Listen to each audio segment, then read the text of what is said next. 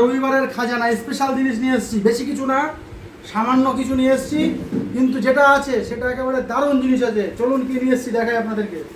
এবারে খাজানা রয়েছে। আগে না আগে না আগে না আগে না আগে না আগে না দেখিয়ে দেবে, আগে দাঁড়া দাঁড়া দাঁড়া বার করছি। দু হাতে দুটো নেবো, একেবারে দু হাতে দুটো খাজানা বন্ধুরা, একেবারে গরম গরম পারিনি কিন্তু, এটা গরমা গরম খাজানা। দেখুন একেবারে দুটো রাখলাম এখানে, এই সামনে রাখি, সামনে দুটো খাজানা, সাথে আরও খাজানা আছে, শুধু ঢালতে দিন আমাকে। দেখাচ্ছি আপনাদেরকে কি রয়েছে আজকে।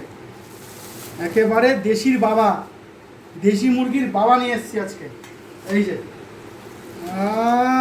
খুলজা জিমজিম, ও দেখুন দেখুন দেখুন, শুধু দেখুন মাংসটা দেখুন। এ হলো কি একেবারে দেশি মুরগি ফেল করে যাবে এর সামনে। ওরে কালার যেমন মাংস, আর দেখুন কলিটা দেখুন কেমন লাগছে দোলা, একটু বলো বলো। সেই জিনিস একেবারে মুখে পড়লেই হবে ফিনিশ।